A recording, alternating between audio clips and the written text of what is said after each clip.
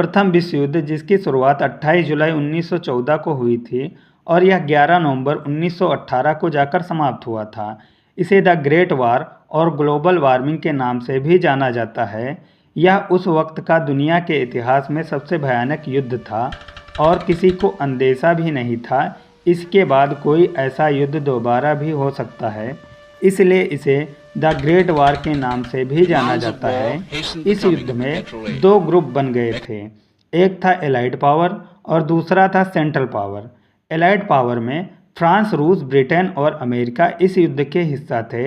हालांकि अमेरिका 1917 में इस युद्ध में शामिल हुआ था और जापान भी इस युद्ध में बाद में जाकर शामिल हो गया था।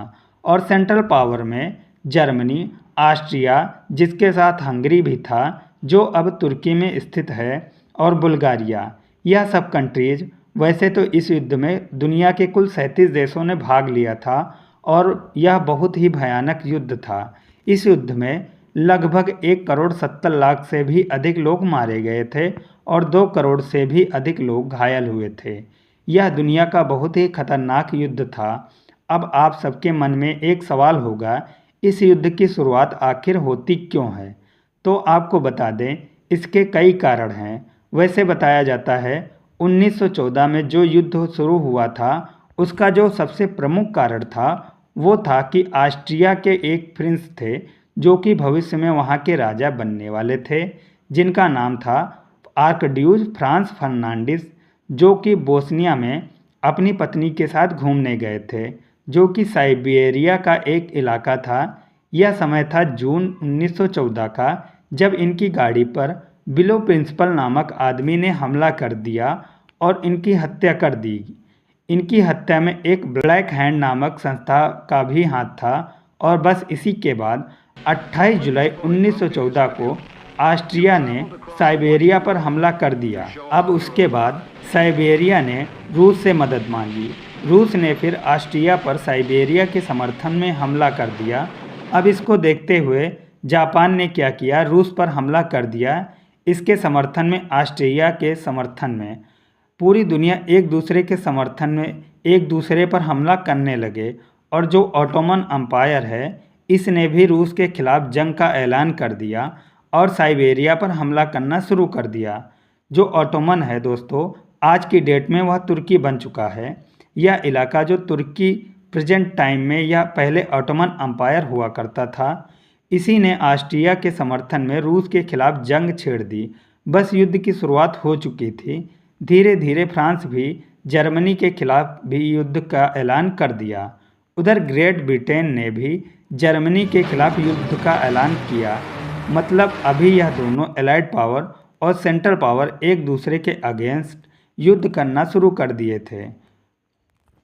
प्रथम विश्व युद्ध का जो युद्ध लड़ा गया था, इस युद्ध में भारत भी शामिल था, क्योंकि आप सभी जानते हैं उस वक्त ब्रिटिश हुकूमत थी भारत में। इसलिए जो भारत की सेना थी वह ब्रिटेन के समर्थन में युद्ध लड़ रही थी और भारत के नेता वो भी चाहते थे कि सेना ब्रिटेन के समर्थन में युद्ध लड़े, क्योंकि यह मानना था कि अगर ऐसा होता है तो ब्रिटेन खुश होकर हमें आज़ाद कर देगा।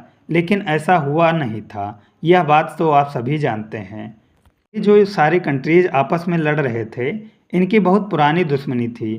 इसी पुरानी दुश्मनी की वजह से जैसे दुश्मन का दुश्मन दोस्त, बस सब इसी हिसाब से युद्ध पूरा लड़ा गया।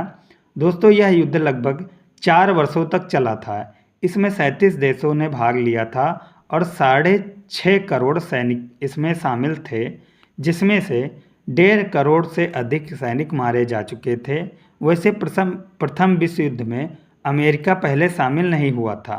अमेरिका के उस वक्त के राष्ट्रपति थे वुडरो विल्सन, लेकिन बाद में 1917 में अमेरिका भी इस युद्ध में शामिल हो गया, क्योंकि जर्मनी के द्वारा इंग्लैंड में लुसितानिया नामक एक जहाज को डुबो दिया गया और इस जहाज में कुल 1853 लोग बैठे हुए थे जिनकी मृत्यु हो गई, जिसमें से 118 अमेरिका के थे।